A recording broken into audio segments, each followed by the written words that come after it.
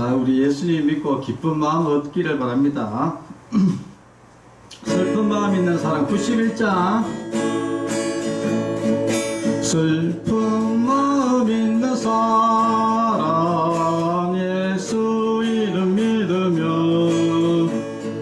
영원토록 변함없는 기쁜 마음 얻으리. 예수의 이름은 세상의 소망이요 예수의 이름은 천국의 기쁨일세. 거룩하신 주의 이름 너의 방패 삼아라.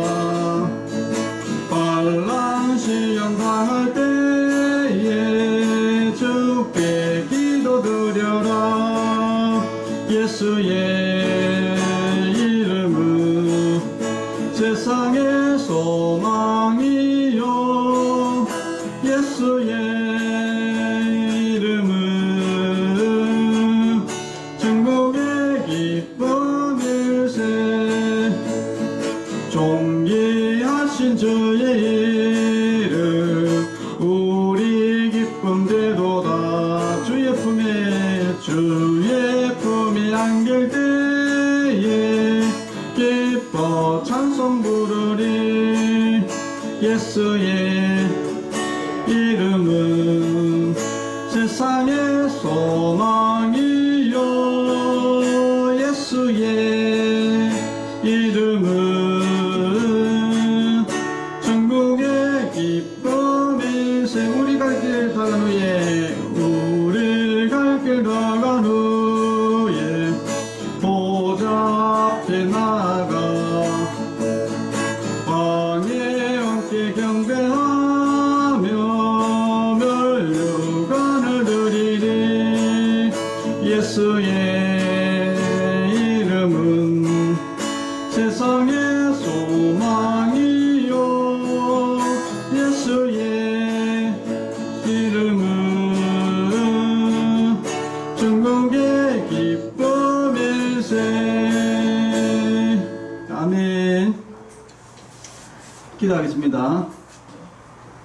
하나님 아버지 감사합니다. 오늘 오후에도 한자리에 모여서 하나님께 예배드릴 수 있도록 주님께서 인도해 주심을 감사합니다. 우리가 마음과 뜻과 힘을 다해서 하나님께 예배드릴 때에 주님께서 기쁘게 받아주시고 또 한량없는 하나님의 은혜 내려주시기를 또한 간절히 원합니다. 모든 예배 순서를 주님께서 주관하여 주시고 인도하여 주시옵소서. 예수님의 이름으로 기도합니다. 아멘.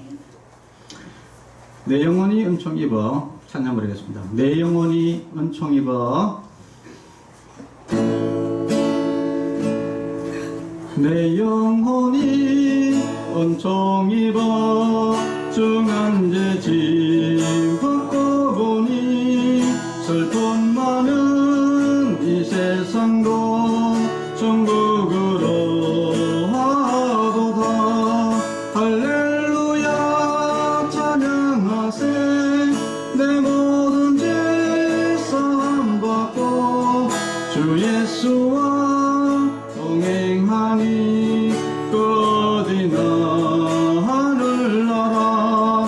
주의 얼굴 뵙기 전에 멀리 믿은 하늘나라.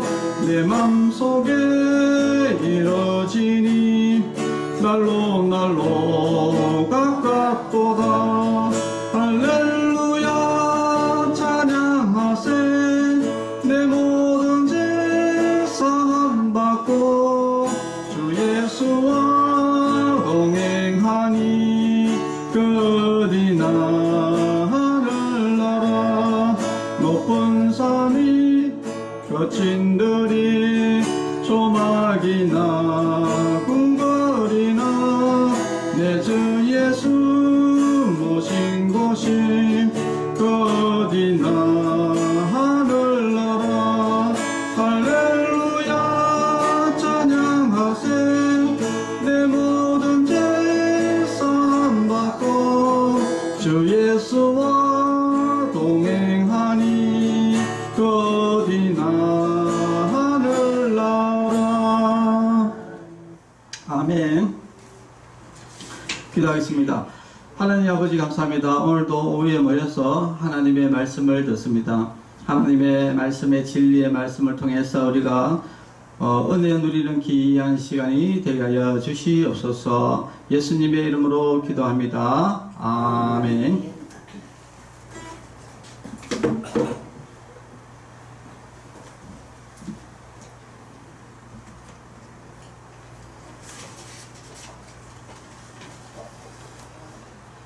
하나님의 말씀은 마태복음 22장 1절 한 절 보겠습니다. 마태복음 22장 1절 2절. 네.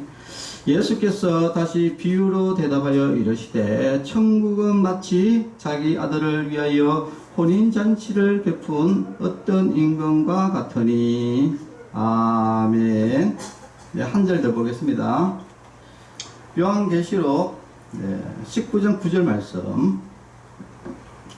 천사가 내게 말하기를 기록하라. 어린 양의 혼인잔치에 청함을 받은 자들은 복이 있도다 하고 또 내게 말하되 이것은 하나님의 참되신 말씀이라 하기로. 아멘. 자, 오늘 제목은 어린 양의 혼인잔치라는 제목으로 말씀을 나누고자 합니다. 예수님도 많은 비유를 들 때 이런 혼인잔치라는 이런 그 비유를 굉장히 많이 들었고, 또 계시록에 보니까 이런 어떤 하나님의 계시 이런 것들도 보면은 혼인잔치에 관련돼 가지고 굉장히 이야기를 많이 하고 있습니다. 그래서 성경을 읽을 때에 이스라엘의 그 혼인잔치, 결혼 이런 풍습을 정확히 알면은 예수님이 하신 말씀이 정확하게 이해가 굉장히 쉽습니다. 그래서 우리가 죄인인 우리가 구원받아서 저 천국 가는 이것을 우리가 복음이라 그러는데, 이 복음하고 이 이스라엘의 그 혼인, 결혼하는 것하고 굉장히 비슷한 부분이 많이 있습니다. 그래서 한시 예수님께서 이 천국은 어떤 것이냐고 하면서 항시 비유가 보면은 이 혼인에 관련, 혼인잔치, 이 결혼에 관련돼 가지고 굉장히 예를 많이 듭니다. 여러분, 이렇게 좀 이야기를 좀 쉽게 하려고 그러면은 우리가 보통 예를 많이 드는데, 예수님은 이 결혼에 대해서 굉장히 예를 많이 들었습니다.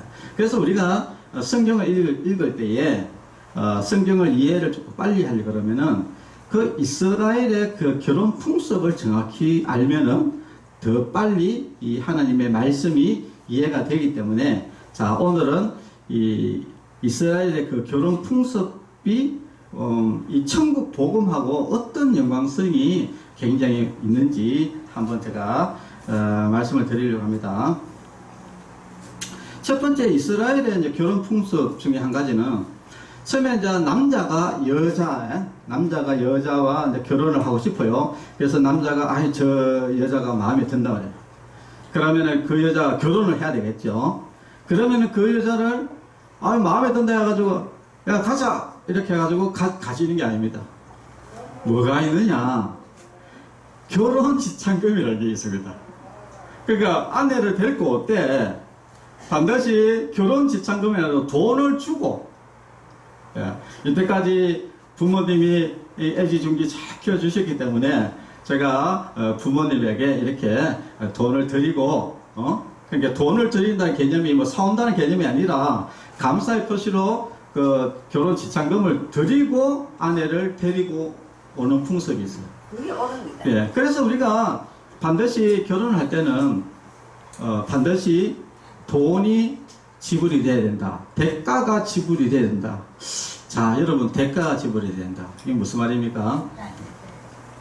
예수님이, 신랑 되신 예수님께서 신부된 우리를 구원을 하려고 그러면은 그냥 데리고 올 수 있는 게 아니다.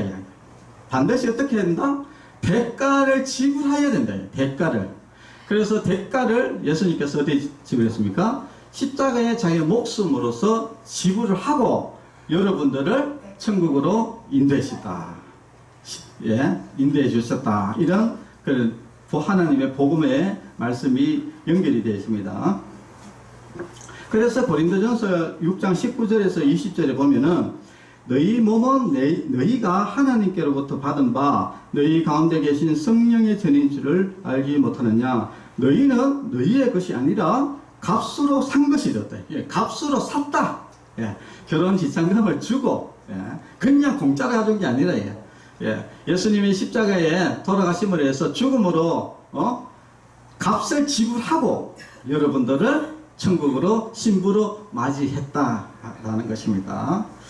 그리고 또 두 번째 이스라엘의 결혼 풍속 중에 한 가지는 혼인 서약이라는 게 있어요. 혼인 서약. 여러분 우리가 뭐 보통 혼인 서약 할 때는 우리는 보통 이렇게 반지 같은 거 이렇게 끼우는데 남자가 여자에게 포도주를 따라줍니다. 그러니까 다시 설명하면은 자, 내가 당신이 아내로 맞이하고 싶습니다. 그래서 결혼지참금을 줬어요.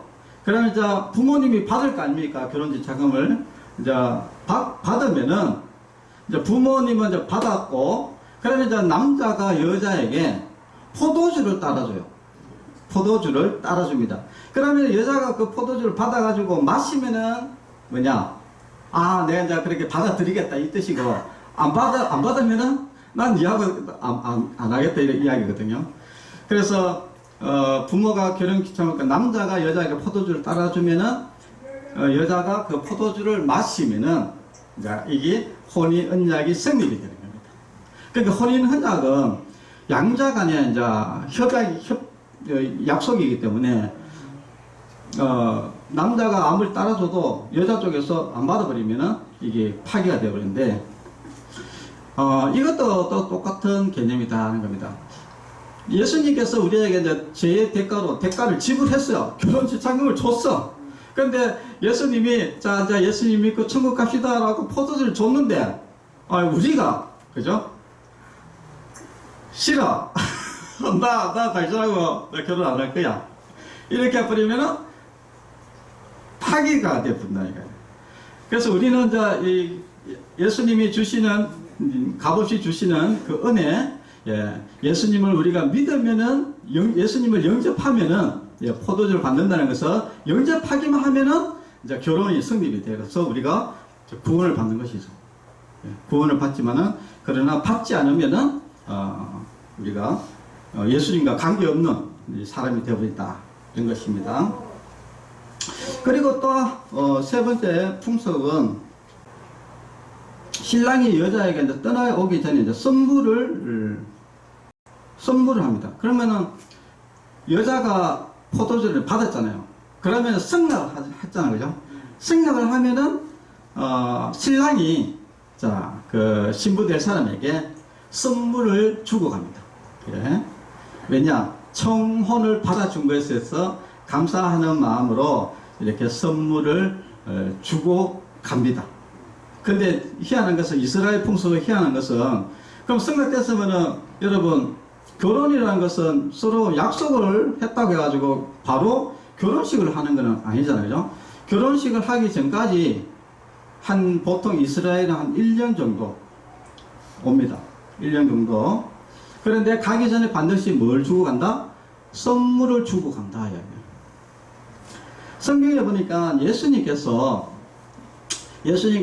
십자가에 돌아가시고 나서 3일 만에 부활하시고 40일 동안 많은 사람에게 보이시고 나시고 승천하시면서 예수님께서 뭐라고 했냐면은 내가 너에게 보혜사를 선물로 주겠다. 보혜사를 보내겠다. 예? 보혜사라는 것은 성령님이거든요. 성령님을 보내겠다. 선물로 주시는 거예요. 보혜를 보내겠다. 요한복음 14장 16절에 보니까 내가 아버지께 구하게 사오니 그가 또 다른 보혜사를 너희에게 주사라고 했습니다.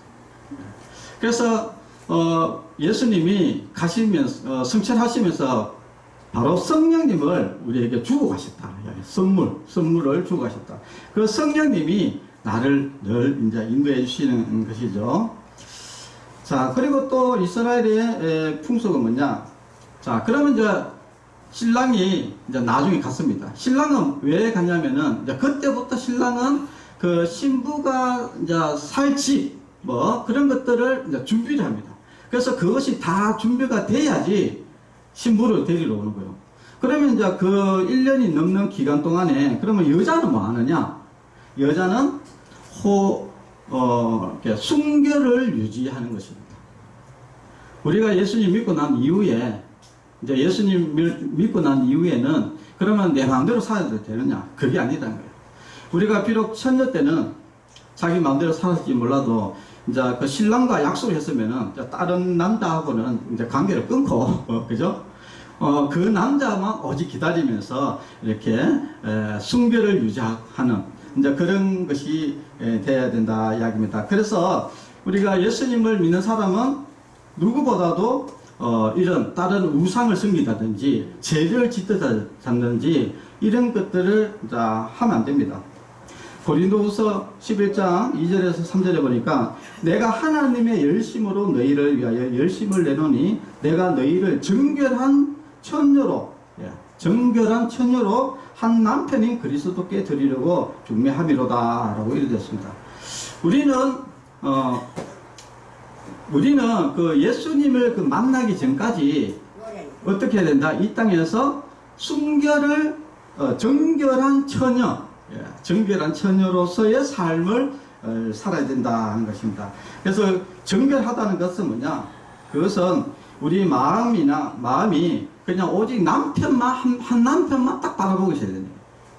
그러니까 우리가 뭐 이 사람하고 결혼하게 놓고 또 저 남자 만나고 이 남자 만나고 그죠? 전 남친 또 만나고 이렇게 하면 안 된다. 이제 이 사람하고 결혼하기 위해서면은 그냥 이 사람만 딱 바라보고 늘 이 사람만 사랑하고 그렇게 해야지. 이것이 순결한 처녀지. 그죠? 순결하지 않은 처녀라는 것은 어떤 사람입니까? 그 맨날 또 여기 예수님 믿는다 해놓고 저기 절에 갔다가 무당한테 갔다가 이런 것이 정결하지 않는 삶이다 이야기예요. 그리고 또 예수님 믿는다 하면서 또 죄 지을 거 다 짓고 이렇게 해서는 안 된다 이야기입니다. 우리는 마음을 진짜 예수님 믿기로 작정했으면은 그다음부터는 우리가 오직 예수님 말씀대로 살고 그리고 예수님 외에는 눈을 돌리지 말고 그렇게 정결한 처녀의 삶을 살아야 된다 이야기입니다. 자, 그러면 이제 준비가 되면은 어떻게 되느냐? 준비가 되면은 신랑이 이제 드디어 그 신부를 데리러 옵니다. 근데 그 데리러 오는 것은 누가 아느냐? 그것은 아버지만 안다. 희한하죠? 신랑이 다 준비가 돼가지고 다 됐으면은 신랑이 다 준비가 다 됐다. 그러면은 신랑이 데리러 가야 되는데, 근데 이스라엘은 아버지가 다 됐다고 생각했을 때 아버지가 그 때를 정한다는 거예요. 희한하죠? 야, 아들아, 이제 다 됐으니까, 자, 신부 데리러 와라. 이렇게 이야기한다는 거예요. 그래서 언제 신부를 데려올지는 우리는 이제 신부잖아요. 그죠? 예수님이 언제가 재림이 될지 모르겠지만 곧 오시는데, 언제 올지는 아무도 모른다. 근데 그것을 오직 아는 것은 누구만다? 아버지만다. 아들도 모른다. 이야기예요.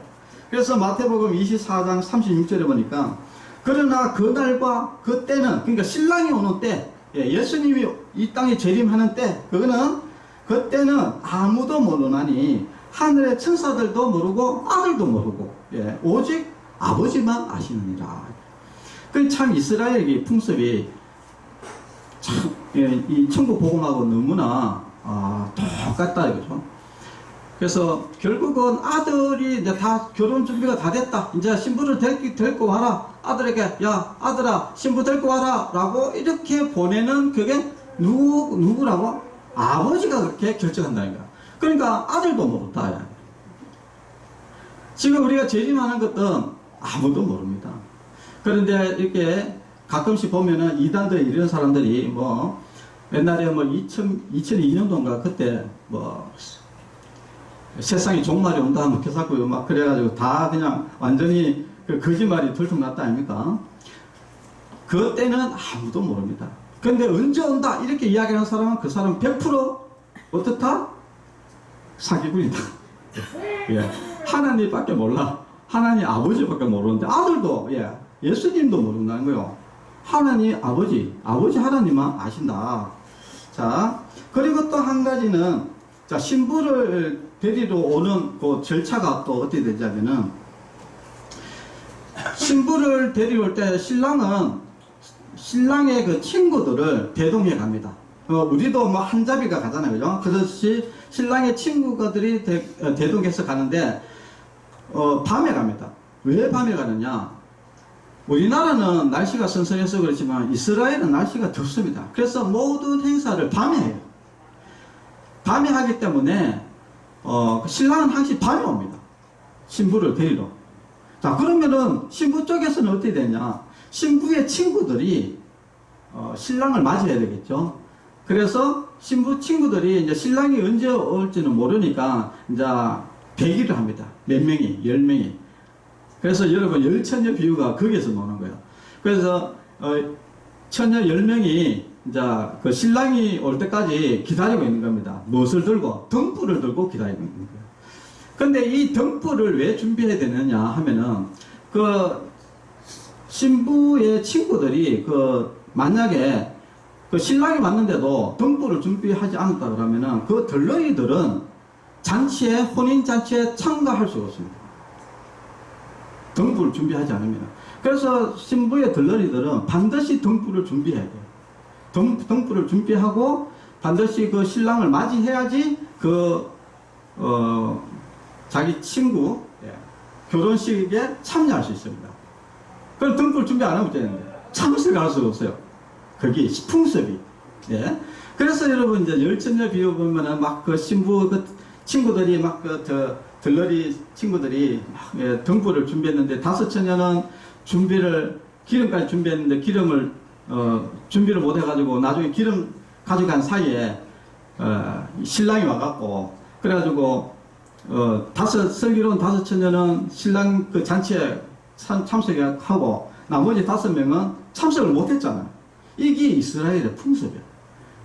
그러니까 등불을 준비를 못한 처녀들은 잔치에 참여할 수가 없습니다. 이 풍습이. 자, 그래서 이제 그런 것이고 또 남편이 이제 이렇게 신랑이 오면은 신부 집에 와가지고 뭘 부냐면 나팔을 붑니다. 나팔.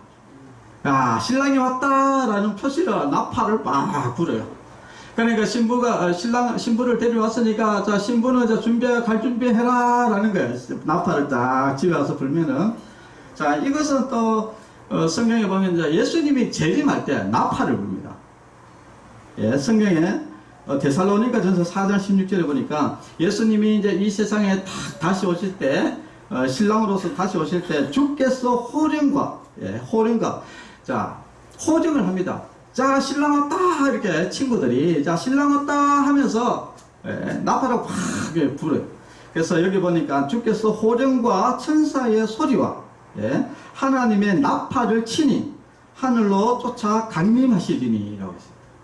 이게 보면은 이 이스라엘의 그 결혼 풍습과 너무나 유사하죠. 그래서 예수님이 그 천국을 비유를 들 때 항상 이렇게 혼인잔치를 통해 가지고 이렇게 비유를 많이 들었습니다.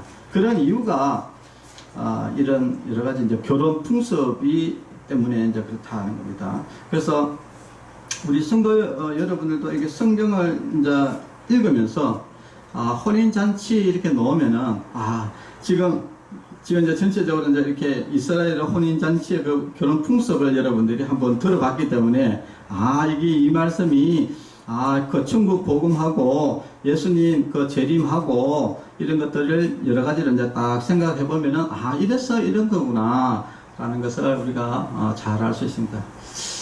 그래서 우리가 또 성경을 조금 읽으면서 좀 쉽게 이게 왜 이렇게 예수님께서 이 천국이라는 것을 가르치기 위해서 왜 이렇게 결혼을 가지고 이렇게 비유로 설명하셨는가? 그 이유는 그 사람 당시에 그 사람들은 이 결혼 풍습에 대해서 너무나 잘 알고 있기 때문에 그렇게 예수님이 이렇게 이야기하면은 정확하게 예수님이 어떤 비유로 말씀하시는지를 정확하게 캐치를 하고 있는데, 근데 우리는 이스라엘 풍습을 모르잖아요. 그러니까 이렇게 비유를 이야기해도 정확하게 이게 확 와닿지가 않습니다. 그래서 이스라엘의 그 풍습, 결혼 풍습을 우리가 정확히 알면은 그 예수님이 했던 그 복음이 정확하게 이해가 됩니다. 그래서 오늘 이렇게 한번 하나님의 말씀을 이렇게 들려드렸습니다. 기도하겠습니다. 하나님 아버지 감사합니다. 우리가 이스라엘의 결혼 풍습을 오늘 우리가 배움을 통해서 예수님께서 또한 말씀하신 것과 또 성경에서 말씀하시는 그 결혼에 관련된 천국 비유의 말씀을 우리가 더 밝히 깨닫게 해주심을 감사합니다. 우리가 더욱더 성경을 많이 읽음을 통해서 복음을 더 가까이 알고 또 예수님 믿음을 통해서 구원받고 천국 가는 믿음의 백성들이 또한 되게 하여 주시옵소서. 예수님의 이름으로 기도합니다. 아멘.